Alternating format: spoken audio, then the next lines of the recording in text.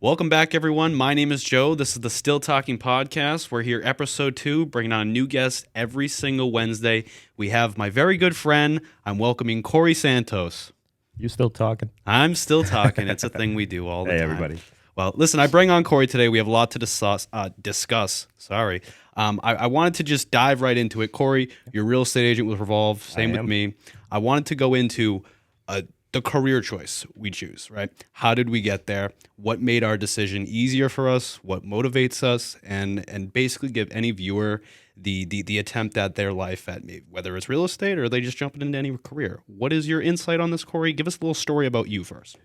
Well, so my story's a little different. So my brother was the one that actually approached me.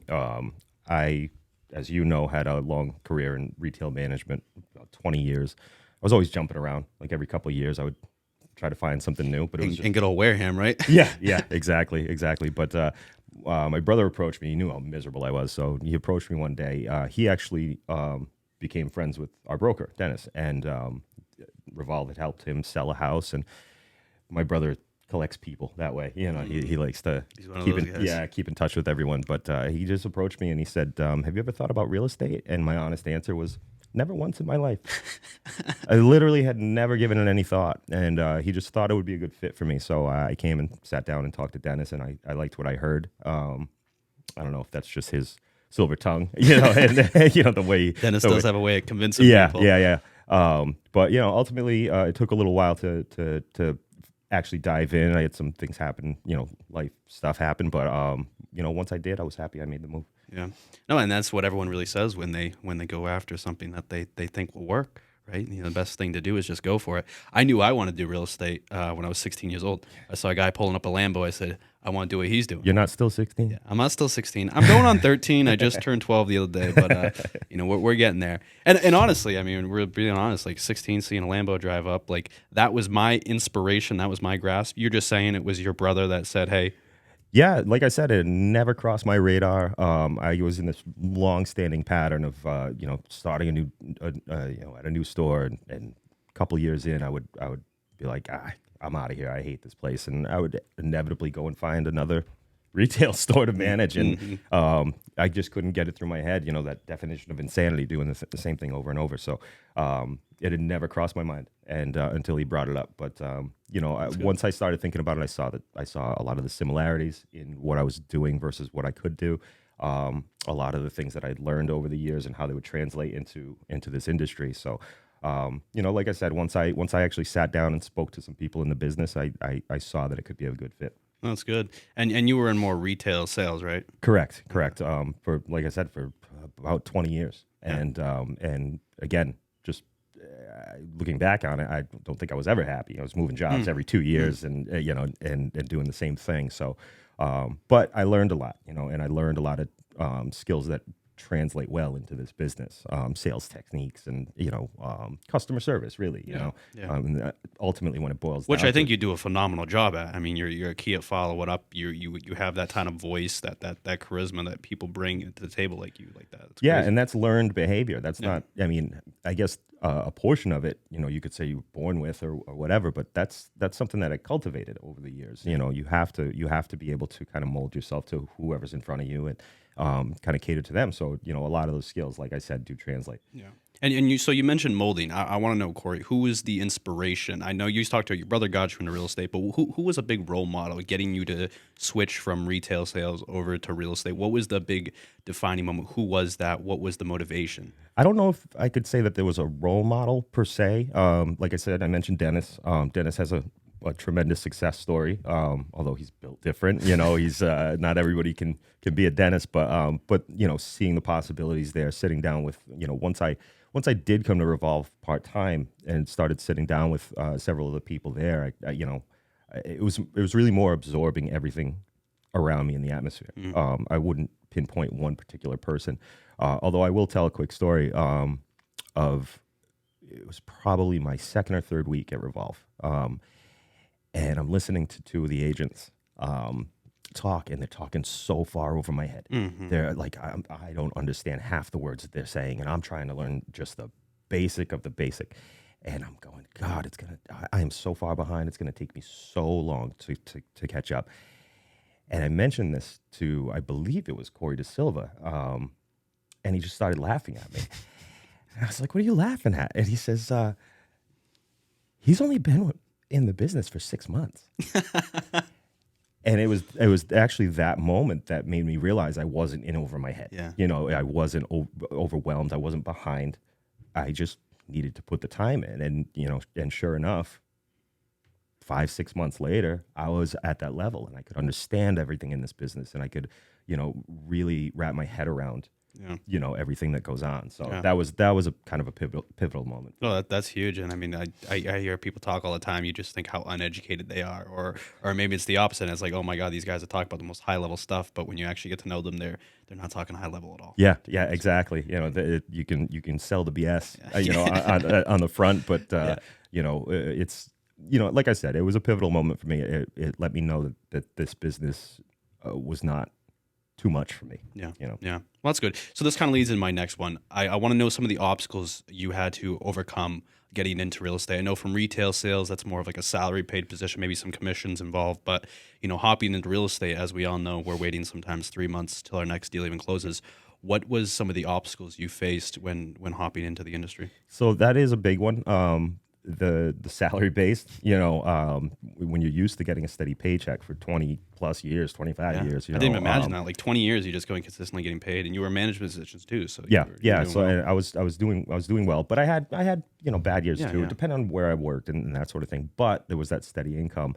And I think one of the biggest obstacles was wanting to make the leap so immediately. I've talked to newer agents and spoke to them about you really need to get into this full time, but I always advise don't put yourself in a bad situation. Of course. Yeah. And when I started, I put myself in a bad situation. I didn't have a nest egg, so to speak. I didn't have that kind of startup capital.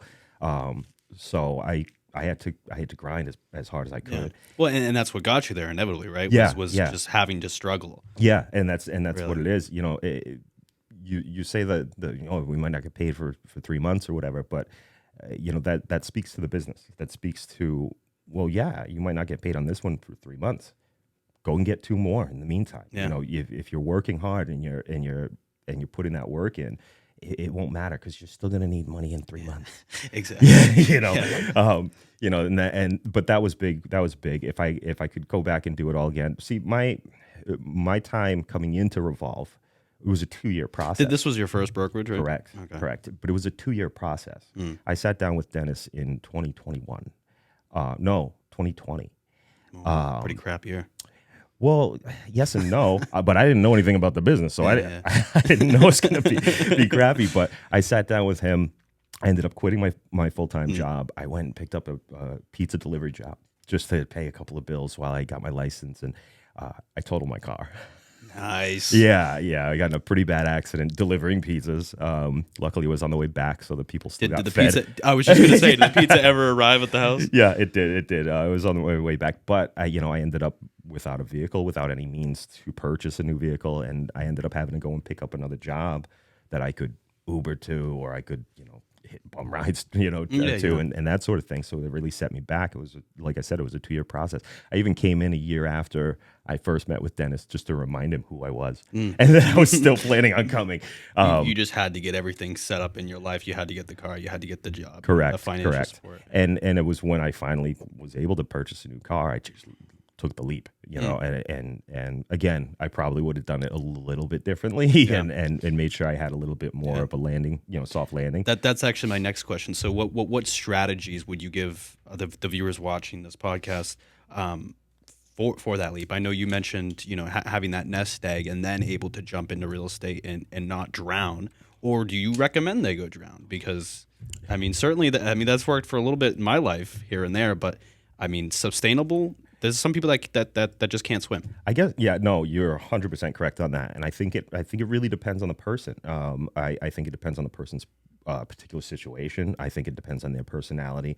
I think, obviously, I give the advice to, the advice I give is know your nut. right? No, what do you have to pay a month? Like, what do you actually need to Yeah, live? sit down, right? And then sit, and if you have the means, if you're working a full-time job, sit down and go, okay, I need to make X every month. I need 6 months, or I need, whatever you're going to be comfortable with, and then work towards kind of stashing that away. That's kind of the simplest way to put it. But you do have a point when it comes to just leaping right in and putting yourself in an uncomfortable, situation. Yeah, because at least for me, like I was in a whole nother industry, and I jump into real estate. Although it was a familiar site, like you said, there was familiar tongues and words you can use in these transactions that will help get it put through. But I mean, when you look like you're 13 years old and you're trying to sell houses, that's great and all, but you're gonna drown before you can swim. I can't swim much. You are, but that's a personal trait of yours. Yeah. Right. You need to recognize that and figure out how to overcome that. How did you do it? I would imagine that you did it by knowing your stuff, being able to eloquently speak to all this stuff. So someone might look at you and go, "Is this kid 15?" But then when things come out of your mouth, they go, "Oh no, this kid knows what he's talking about." That's what it brings back. Are you either born with it or you learn with it? I feel like, if anyone's met my father, they know I'm his son. You know what I'm saying?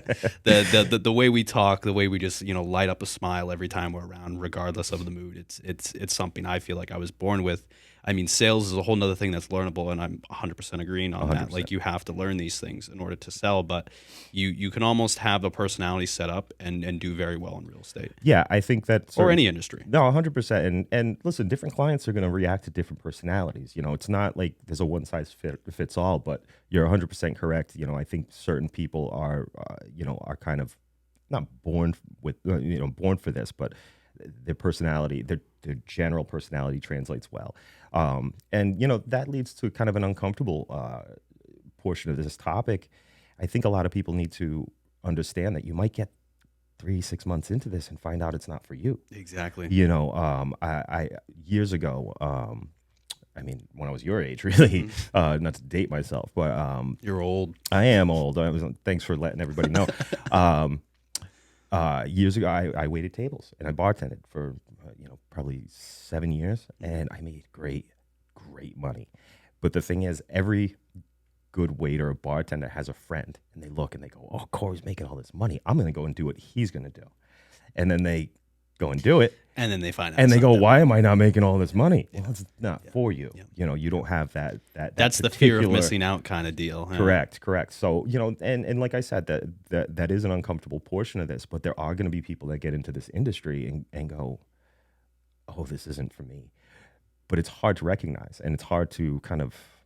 I think people look at it as like admitting defeat or admitting failure, but it's just not, it's not for everybody. Yeah. So sometimes people aren't built for the right material.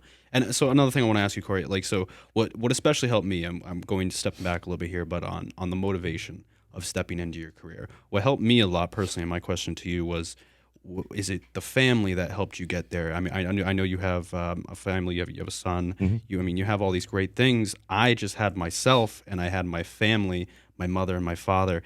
I mean, the relationship is great, but I did it for them and I did it for myself. But what's your motivation? Honestly, you mentioned it, my son. I mean, when you're a parent, that's kind of your only motivation for anything. Really. I mean, I don't know. I don't have a son. Well, not that you know of. But no, I mean, it sounds kind of trite and cliche, but it really is your only motivation for anything. I want to show him that, that I can succeed in something and I can take this leap and make it and do something. And this industry really speaks to the harder you work, the more successful you're going to be, right? So I can demonstrate for him and illustrate for him hard work, and I can show him kind of the fruits of that labor and really kind of be a role model in that sense. And then there's the financial aspect. I was working 50 hours a week, and I was never going to make any more money than what that 50 hours a week brought me, right? In this business, sometimes it's easy to just, I'll stroll in at 12 and, let me take an early lunch, whatever. But if you really treat it as a job and you treat it, if I was going to work 50 hours a week in retail, why would I not work 50 hours a week in this? Yeah. And Think about how much more you get done in 50 hours. and that's the point. There's no set 50-hour a week salary that I'm going to make. If I put 50 hours a week into this business, it's unlimited. What could possibly come out of it? And that type of threshold.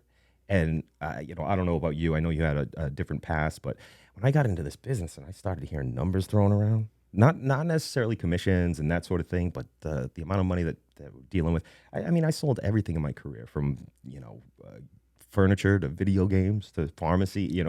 But getting into this, and I remember hearing someone, well, I don't know if I should keep this rental property. Well, you can either keep it and get $6,000 a month, or you can sell it and make a quick 80 grand. And those numbers just didn't translate to me back then. I was like, what?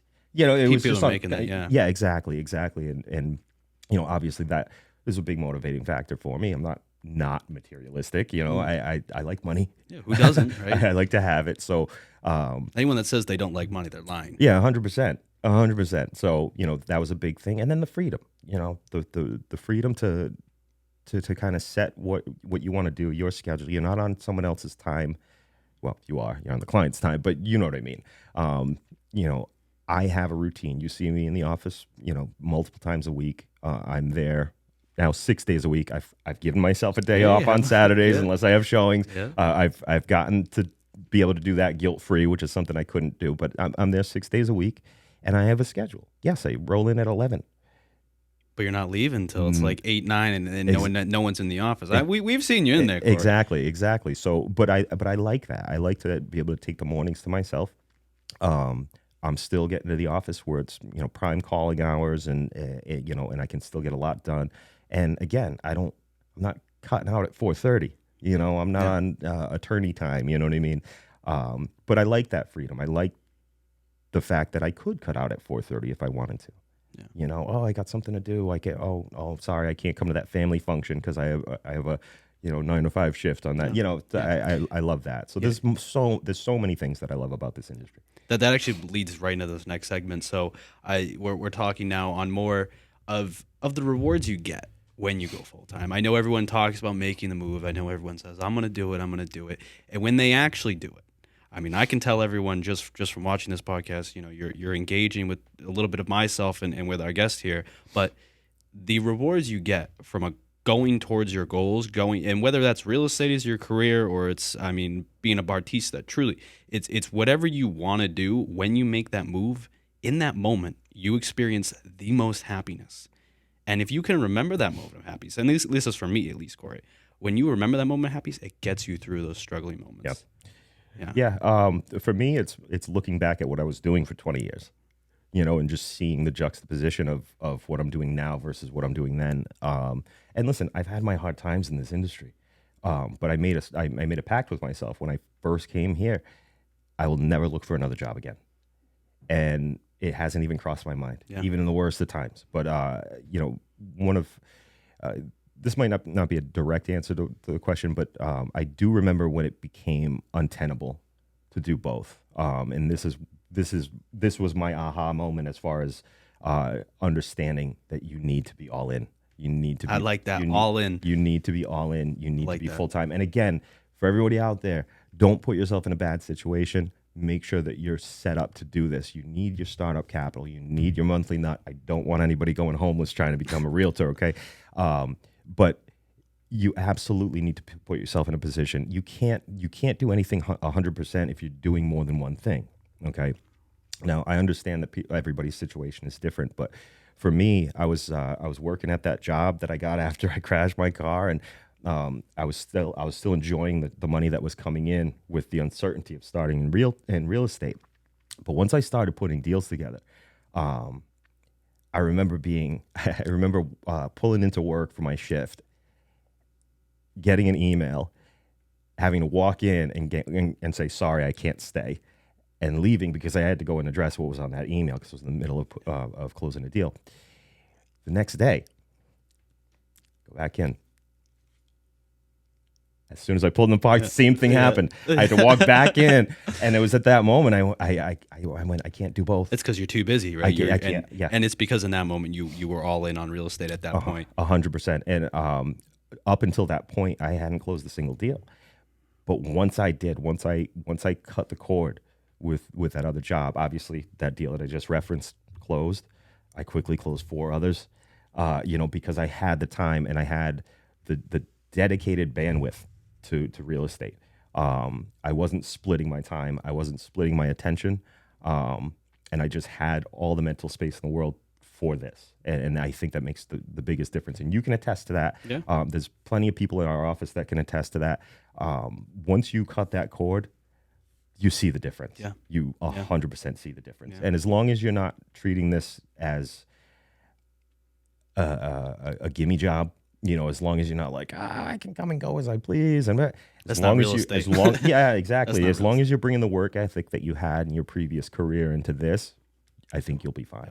Yeah. And any viewers watching, if anyone's wanting to become a Revolve agent, definitely hit myself or Corey Santos up. 100%. We have a great team here. I mean, this was my first brokerage, yours as well. Correct. We can both attest that this is honestly a great company. 100%. Great company. And I say all the time that if I had started with any other brokerage, I probably wouldn't still be in this industry. And that's not blowing smoke. That's not just home team, rah-rah stuff. This place, I was very fortunate to land here for my first brokerage. And I think a lot of our agents that have come from other brokerages will attest to that as well. The amount of resources and kind of built-in mentors, the guidance. I mean, you can ask anyone anything. 100%. And no one will just ask something from you. Like that's what I really found with Revolve. It's a home. Yeah. I mean, I know we make the mantras. It's all a little gimmicky. No, at the end of the day, it truly is what it is. It is. It's a home. I mean, I come here to the office every day. It feels like I'm going to go visit some family. Yeah, 100%. You know? 100%. And we've heard more than one person. Dennis says it all the time. He refers to us as a family, and that vibe carries through the office. That vibe carries through this entire brokerage. But, again, I'm not blowing smoke. This place helped facilitate where I'm at. Yeah, it helped give you, and is this your lifelong career? Is this what you're doing for the rest of life? 100%. Somebody, an identity gave you this, and that's how I look at it as well. I mean, this is an amazing opportunity. I mean, even this podcast. I mean, I wouldn't be doing this if it wasn't for Revolve. They're a great team, and I highly recommend anyone who wants to become an agent in real estate, definitely give us a shout. I know we're running a little bit here on time, but I just want to close this out. Corey, you were a great guest, man. Truly. I mean, this is the second Corey we had on. I call him Corey Squared. Sometimes we just call him Santos. But we're officially out of Corey's now, so we'll be doing some repeats. Yeah. Well, everyone, this was the Still Talking Podcast. My name is Joe. Like I said, every Wednesday we'll have a guest on. Today, thank you so much, Corey, and we'll see you on the next one.